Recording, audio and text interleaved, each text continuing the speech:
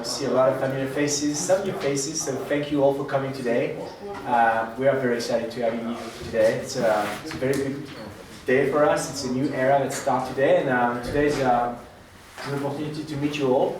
So we have a small presentation today just to give you for us, what are the headlines of this new era, and also presenting you some of the new news that we want to share with you at this opportunity. And then going to one-on-one, because I think you want to go deep dive for all of your topics, so we're going to do this very quickly.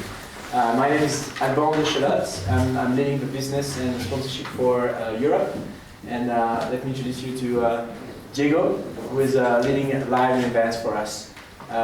We are the only one available because all the others are working, so sorry for that. We have an amazing day today because I think we have been preparing this for months. If you look back, I want to show you now what was the promise, and I hope we're going to deliver that today. Just visual. Imagine cool sound. So as you can remember, we call back in this the passion we have for the game, but also the legacy we have in Europe. We have been building this for years, starting in Cologne, moving to Berlin, engaging players, teams, and building what today is a legacy. And we wanted to enter this new era and wanted to mark this move, this change forward. And for that, we created a new name, our own name. Some people ask us to have our own name. We wanted to have our own name, our own brands, our own positioning. This is Berlin. This is not Seoul. This is not, Shanghai. This is not LA. This is Berlin, and we are European. So we wanted this brand to be modern, urban, looking forward as a sports. We own it. We earn our way. We don't need to copy sports anymore. We don't need to create something special for esports just to apologize to be esports. We are the new sports, and we look forward to engage in the years to come, like in the last 10 years for League of Legends, with at the forefront in Europe this competition. So again, a new brand. You can see that none of the league in the world has this kind of brand, because that was our goal, to create something unique, something that we can stand for, something we can share with the players, with the fans, and also to build that on the years to come. So we are very, if you just one step before, all we do is for the players, and the players have selected some teams we want to follow. So we wanted to create a roster of teams that will embrace the legacy we have, but also what we want to build. So we talked about that in the previous communication, from selection of the teams. We are very, very excited about the roster of teams. I was yesterday with some of the leaders of the team, meeting with all the team owners. That's the first time we feel that's common goal. We want to be the best region in the world, nothing else. Not about EU and A anymore. We have at least almost so that last year. So I think everybody in Europe is going to become the best team. That's interesting. I heard a lot of fierce competition yesterday, planning ahead. And also, we believe that this combination of historical brands that were with us until last year, brands that wanted to come back. Today we have the Classico. It's LEC gaming fanatic that, when I was talking with Alex in the interview process for being in the application of the LEC, he was almost crying about talking about this Classico. And we invited him to play it again today. And when he did this Classico a few years back, his children were too young to be in the room. And today we're going to be with them. So we are very excited about bridging the past with today, and also inviting new brands. It's a combination of pioneer esports, the Fanatic, the SK, brands that really are part of the iconic of sports. Shotcaller 04. Can you believe that no Bundesliga club has a Twitter hashtag that got the icons? Only one. Shotcaller 04 has this icon now. Not Bayern, not Dortmund, just Shotcaller 04. Because they are with us in this new world. And then we got Misfit from the Miami Heat, and also new brands such as Rogue, that bring this flair entertainment on these music stars that are so committed with us to make this a success. So I'm very excited to bridge the gap between legacy, what we are today, what we want to build tomorrow. So that's LEC, we are EU. Now moving forward, I want to pass the torch to Diego to talk a little bit about what you're going to see in a minute what you're doing here. So as Alban was mentioning, there's a lot of how we got here, how we've been building up this over the last couple of years. And we've gone up a long way, especially over the last 3 years, the change has been exponential. What you can see on the back here are actually pictures that we shared with you guys about a year ago, more or less. They were actually all the changes that we were doing to this space in order to take us to the next level. That over there is our master control room that we built in these installations. That is a giant 5-meter, I think, barn that we have in the community area. Basically, we built all these studios from scratch. When we started, we were only taking half the space, and now we feel that it's not enough for us. But essentially, it's the process that we have been leveling up over the last couple of years in order to be able to produce a show at the level of the fans at home, the sponsors that are getting in, the brands and the teams. We need to make sure that we don't fall behind. And I was going to show you now what is the next step of that, because over the last couple of months, we're never happy with what we have. So we've been doing a lot more on this space. And I had a few pictures, but I decided that I was not going to show it to you, because it felt pointless to give you guys 2 pictures here, where we can just take you and see it in person, just in a few minutes. So instead of showing you pictures, I'm going to just trust me, a lot of big changes, but you will see it in a minute. And I hope you are. It's I was expecting you to click and we see it and nothing. No, it's much more powerful to see it in person. But basically, all the things that we've been doing is to continue moving forward. We invested very heavily on having a dynamic like a space that will allow us to very rapidly change the way everything looks and feels, so we can do more shows, provide like a different and new setting ideas, branding. We don't want to be limited by the constraints that we used to in the past. So all we're doing is thinking about how we can make this as flexible as possible to allow us to do more and better. And I hope once you guys see it, you understand exactly what I mean about it. Very excited about the tour that we're doing. Before we talk about sponsors, I just want to touch a little bit about broadcast. What I think is important to say is that we wanted this experience for the pro players to change, to be a step forward. And you're going to see that in the spaceship we have just here. But at the same time, we know that most of the people not always come to Berlin. They are also all over the world. So we want to make sure we step over broadcast. So we'll see a significant change. Some leaks already happened somewhere. So we know that some of the graphics are already available, but we want to surprise you a little bit by having some of the flair that you see in the brand that we are creating inside of the new graphic package we have. There's going to be forefronts, new thinking. This is things that people will be not used to at the beginning. We believe that this is a direction like putting more emotion. One thing I want to call out in particular, the Champ Select. The Champ Select historically was a lot of graphic, a little bit of player. I want to step in that. I want to put the players at the center. I want to see their emotion when they have to take the Galio and they know it.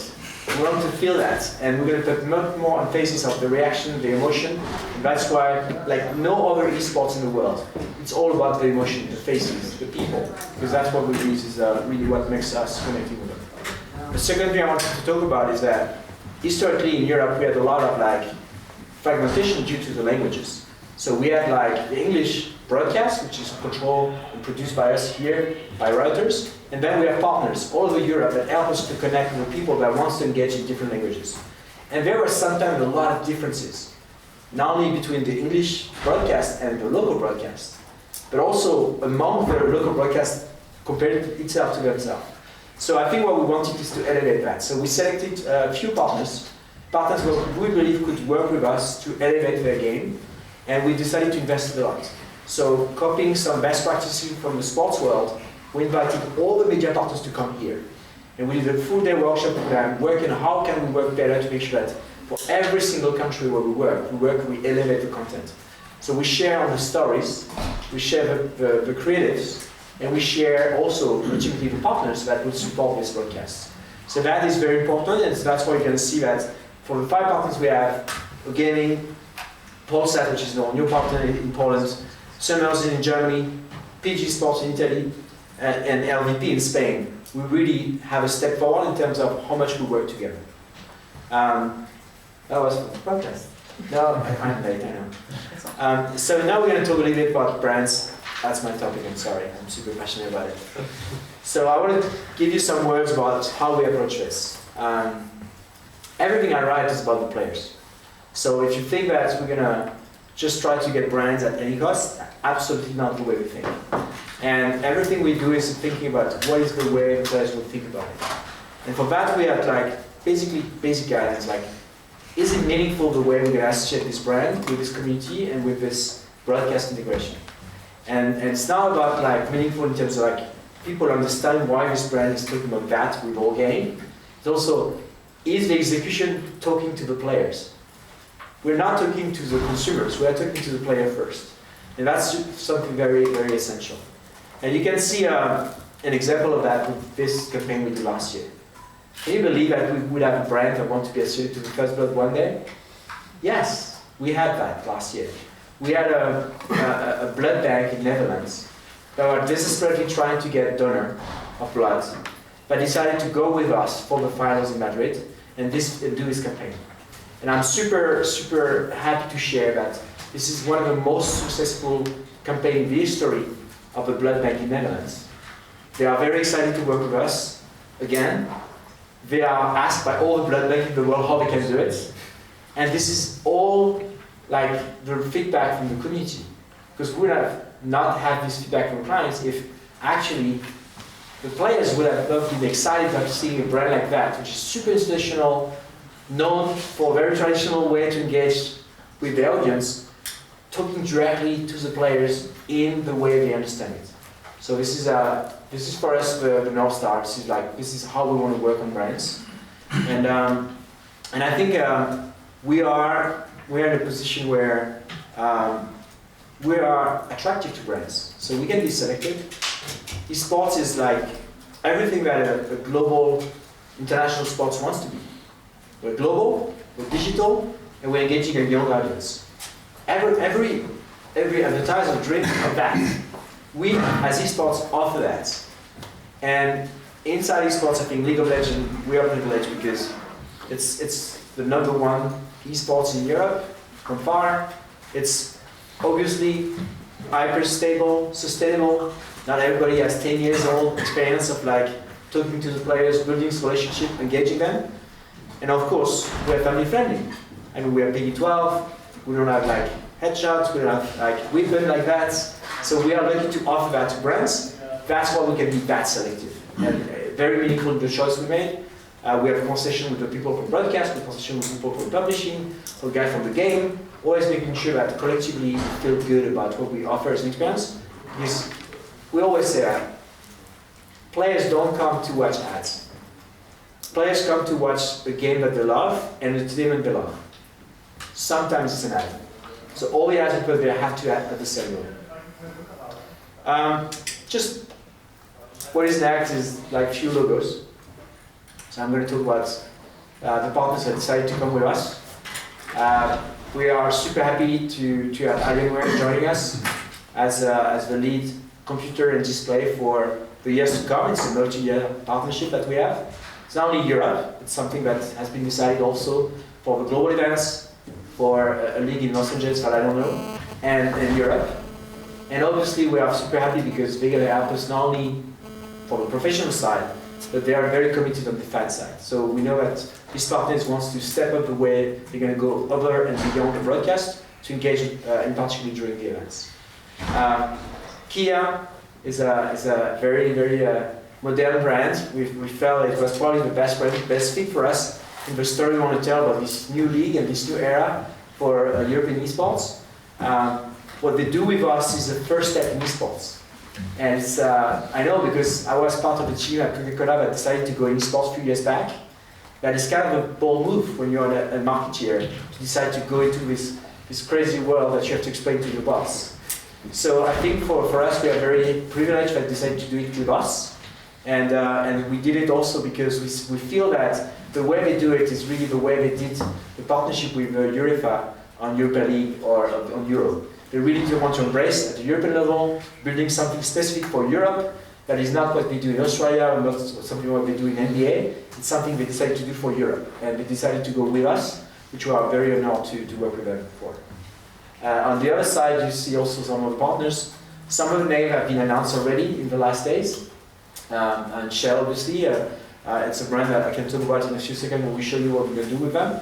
GX Racer, second season with us. I think for us, the secret sauce and the spice that I bring to this partnership is that first time ever, the chairs that we're going to create with them, with a special taste from the league, will be available for players. So they're going to be able to play at home on the same chairs.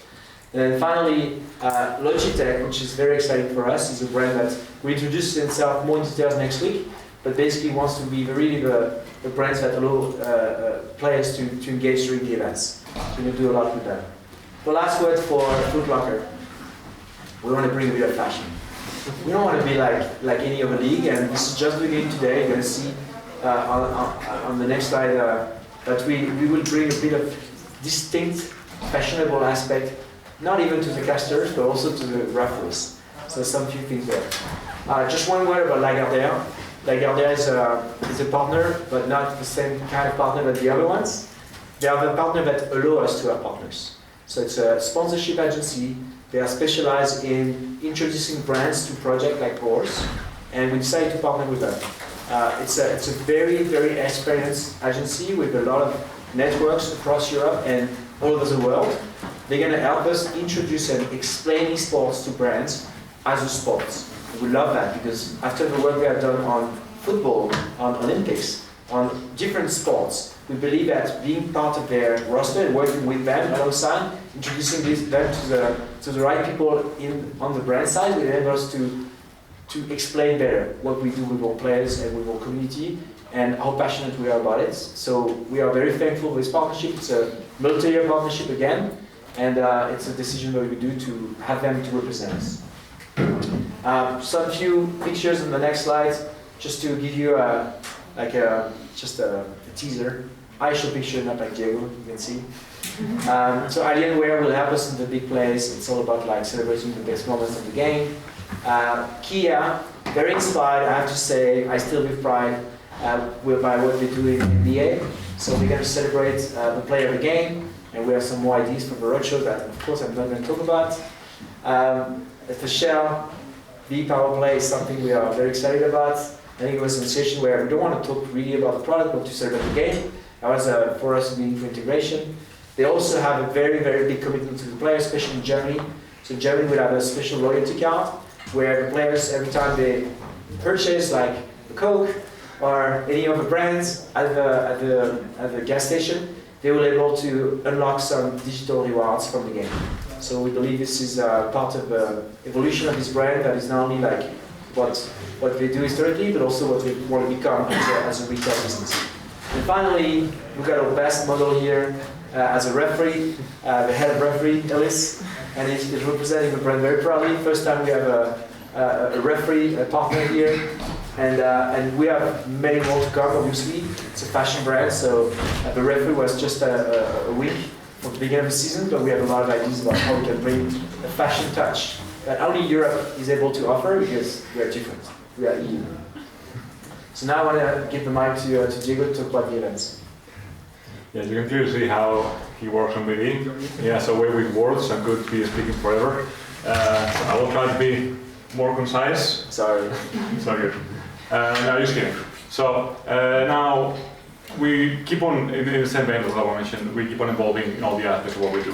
And one of those that was very obvious for us was, and very important for us, is our big shows, our big events. It's the high notes during the year for us. So it's critical for our success, for how people see it. It's the opportunity for our fans to celebrate the game, get together, and create those memorable moments that will stay as part of their identity and like forever. So we wanted to level up on that. And one thing that we realized very quickly is that there was a huge demand increasing coming from a lot of citizen partners in order to have us go there.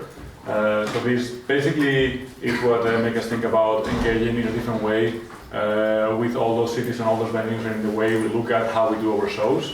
And that's why we decided to look into building a host city program in which cities could actually treat in similar fashion as you do with the Olympics, for example, in order to have us go to their event. And the benefit of doing something this way is tenfold, because it's not just about trying to find good opportunities to make sustainable business decisions and to make sure that the costs are under control, but more than that, it's a huge opportunity for us to level up our game in the way we do shows, because there are things that is much harder to do when you're just a customer that is going to a place and paying to do a show, rather than you're a partner, you're collaborating with the city and with the government in order to build something bigger than that. Things like getting the right permits to do events and build community areas around the shows that we do, getting in touch with the right local partners or sponsors in order to elevate the experience and create meaningful things around what we do, are just some of the examples